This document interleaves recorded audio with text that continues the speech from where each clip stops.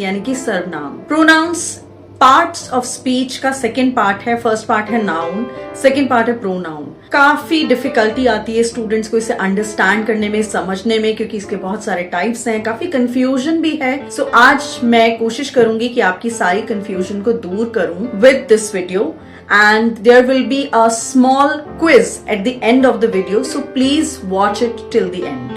Okay, so let's begin with pronoun है क्या? What is the meaning of pronoun? Pronouns are the words that are used in place of noun. जो शब्द संज्ञा की जगह पर यूज होते हैं, संज्ञा की जगह पर प्रयोग में लाए जाते हैं, उनको हम pronouns या सर्वनाम कहते हैं। For example, he, she, it, they and so on. लेकिन हम प्रोनाउंस का यूज करते ही क्यों हैं? प्रोनाउंस हम यूज इसलिए करते हैं कि बार बार हम नाउन का यूज नहीं करना चाहते, ताकि हमारा जो कम्युनिकेशन है, कॉन्वर्सेशन है, वो नेचुरल लगे। To sound more natural we use pronouns. अब मैं आपको एक एग्जाम्पल देती हूँ। For example, Jane and Mary are best friends. Jane and Mary like to do things together. Jane and Mary study in the same school. Jane and Mary's mothers visit them in school. अब इन examples में मैं बार बार Jane and Mary bar bar use कर रही हूँ, तो उसकी जगह पर मैं she और her यूज कर सकती हूँ।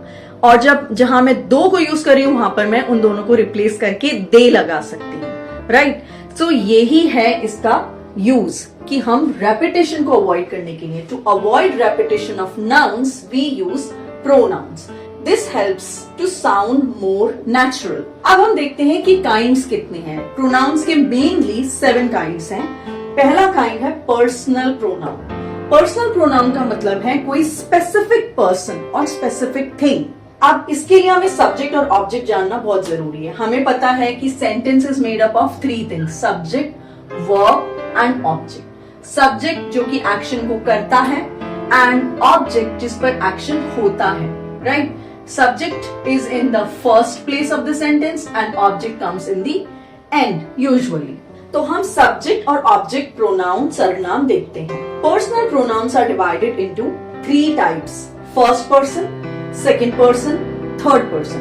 फर्स्ट पर्सन यानी कि उत्तम पुरुष, यानी कि मैं या हम। मैं मतलब सिंगुलर, हम मतलब प्लूरल। सेकेंड पर्सन मतलब तू या तुम, but in English it is only you. Third person is वह, वे, वह। Okay, he is for a boy और a man, she for girl और अ वुमन, इट जो होता है किसी जानवर के लिए भी हो सकता है, किसी चीज के लिए भी हो सकता है। दे मतलब पर्सन के लिए होता है, it is for more than 1 person, एक से ज्यादा लोगों के लिए यूज होता है। ठीक है? तो सब्जेक्ट के लिए जैसे I am a girl, we are friends, you are my best friend, he is a good boy, it is a pencil, they are going to the market, she is a beautiful lady. अब हम देखते हैं अस आता है sentence के and में। They have invited us for the party. You सब sentence के एंड में कैसे आएगा? I like you. So I जो हो गया फर्स्ट पर्सन हो गया, और you जो हो गया वो सेकेंड पर्सन में यूज हो गया। नोट करिए, you जो है वो सब्जेक्ट और ऑब्जेक्ट प्रोनाउन का एकदम सेम होता है। So you should be careful कि ये दोनों सेम होते हैं। सिमिलरली इट भी सेम होता है सब्जेक्ट और ऑब्जेक्ट प्रोनाउन के अंदर। थर्ड पर्सन में देखते हैं object pronouns. She likes him, तो शी जो है सब्जेक्ट प्रोनाउन, हिम जो है object pronoun. It, they have kept it away, तो इट जो है वो हो गया object pronoun. Sweets were distributed among them, right? तो अमंग देम उनके बीच। Her, they have given her a beautiful necklace. Us का मतलब हमें, यू का मतलब तुम्हें, हिम का मतलब उसे, इट का मतलब उसे, देम का मतलब उन्हें, एंड हर का मतलब भी उसे। ठीक है? अब सेकेंड टाइप ऑफ प्रोनाउन देखते हैं, वो है पोजेसिव प्रोनाउन। पोजेसिव प्रोनाउन का मतलब है जो कि पोजेशन दिखाता है। पोजेशन का मतलब है ये मेरा है, तुम्हारा है। लेकिन एक बात ध्यान रखने की ये है, और वो ये कि प्रोनाउंस जो है वो ऑलवेज नाउन को रिप्लेस करता है। It is not followed by a noun. अगर नाउन उसके बाद आता है तो वो एडजेक्टिव बन जाता है, तो पोजेसिव एडजेक्टिव। अगर मैं बोलूंगी दिस इज माई पेन, तो ये जो माई होगा ये पोजेसिव एडजेक्टिव होगा। अगर मैं बोलूंगी this pen is mine, then it is a pronoun. तो माइन मेरा, ours, yours, his, its, theirs और हर्स। तो अगर हम फर्स्ट पर्सन देखते हैं तो माइन और आर्स जो है possessive pronoun, yours is a second possessive pronoun, and his, its, theirs और हर्स जो हो गया वो थर्ड पोजेसिव प्रोनाउन हो गया।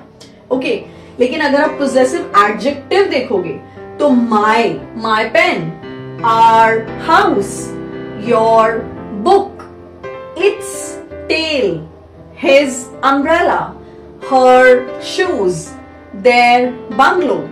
तो ये जो है एडजेक्टिव्स, इनके बाद ऑलवेज एक नाउन आता है, बट पोजेसिव प्रोनाउंस के बाद कोई नाउन नहीं आता। So that's the difference, please make a note of that. Third type of pronouns is called interrogative pronounce. Interrogative pronounce होते हैं जब हम क्वेश्चंस पूछने के लिए जो वर्ड्स यूज करते हैं, they are called interrogative pronouns. अब आता है हु एंड whom। बहुत सारे लोग कंफ्यूज होते हैं हु और whom में डिफरेंस क्या है। वही डिफरेंस है जो कि सब्जेक्ट और ऑब्जेक्ट प्रोनाउन में है।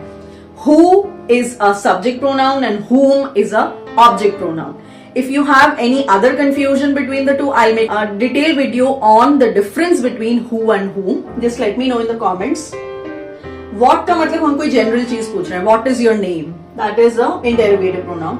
Which book do you want? Which is your favorite dress? Whose is also a interrogative pronoun. Next is relative pronoun. Relative मतलब जब कोई रिलेशनशिप होता है प्रोनाउन का किसी डिपेंडेंट क्लॉज का इंडिपेंडेंट क्लॉज के बीच में। इंडिपेंडेंट और डिपेंडेंट क्लॉज का मतलब होता है, डिपेंडेंट क्लॉज मतलब जो कि इनकम्प्लीट सेंटेंस है और डिपेंडेंट क्लॉज मतलब कंप्लीट सेंटेंस। सो जब एक सेंटेंस का पार्ट दूसरे पार्ट के ऊपर डिपेंडेंट होता है और जिस वर्ड से हम उसको कनेक्ट करते हैं, that is called a relative pronoun. For example who, whom, which, what, that। अब आप बोलोगे कि who, whom, which, what, that ये तो सारे इंटेरोगेटिव भी हैं, बट ये वाले जो हैं, रिलेटिव वाले जो हैं, ये सेंटेंस के बीच में आएंगे। And if the sentence is starting with who, whom, what, which, whose, then it is an interrogative। जब ये सेंटेंस के बीच में आएगा तब ये रिलेटिव प्रोनाउन होगा। She is the same girl whom I met in the market, right?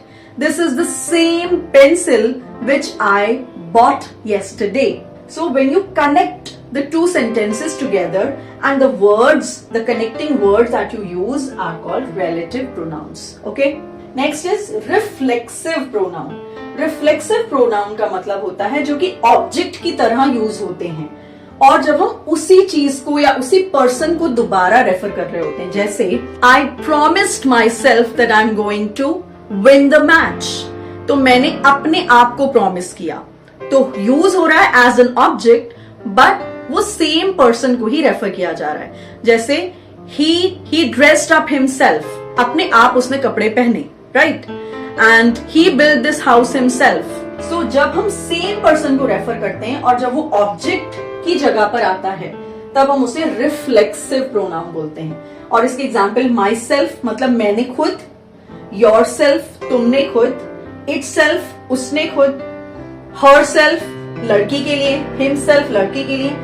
अब self से जब हम प्लूरल पे आते हैं यानी कि आर सेल्व्स बन जाता है, तो एफ हटाकर हम VES लगा देते हैं। सो आर सेल्व्स मतलब हमने खुद। Okay, we made this card ourselves just for you.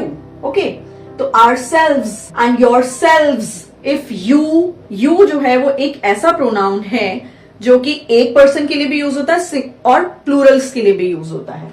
So your selves ज्यादा लोगों के लिए और योर सेल्फ एक पर्सन के लिए। Then we have indefinite pronoun. Indefinite pronoun का मतलब है जो कि निश्चित नहीं है, जिसका हमें नंबर नहीं मालूम, कौन है क्या है, हमें श्योर नहीं है। Okay, unsure, not defined. Okay, some, somebody, anyone, anywhere, nothing, everybody. So it is not clear whom are we referring to. Somebody is at the gate. Look who's knocking. Then comes demonstrative pronouns. Demonstrative pronouns are the pronouns which are used to point out specific things. जैसे मैं बोलती हूँ this is my pen, that is a cupboard, these are colorful pens, those are your books. तो मैंने क्या बोला? मैंने बोला this is my pen.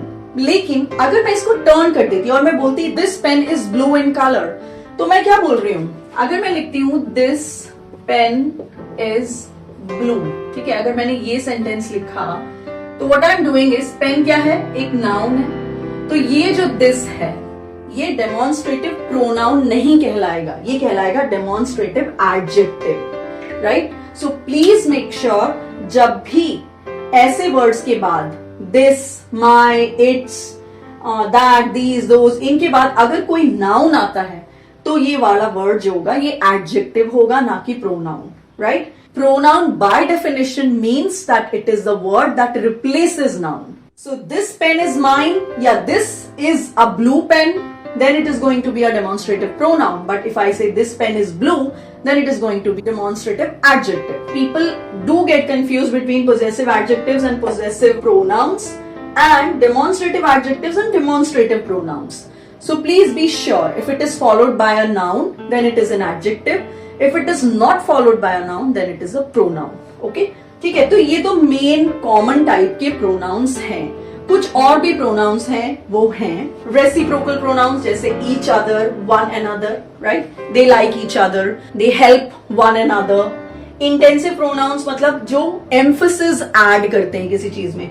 Again वो हम रिफ्लेक्सिव प्रोनाउंस के रेफरेंस में यूज करते हैं. माई सेल्फ, जैसे मैंने ही किया है, ठीक है, ये सारा काम मैंने ही किया है. जब हम एम्फसाइज करें किसी चीज को, then we use intensive pronouns and they are the same as reflexive pronouns.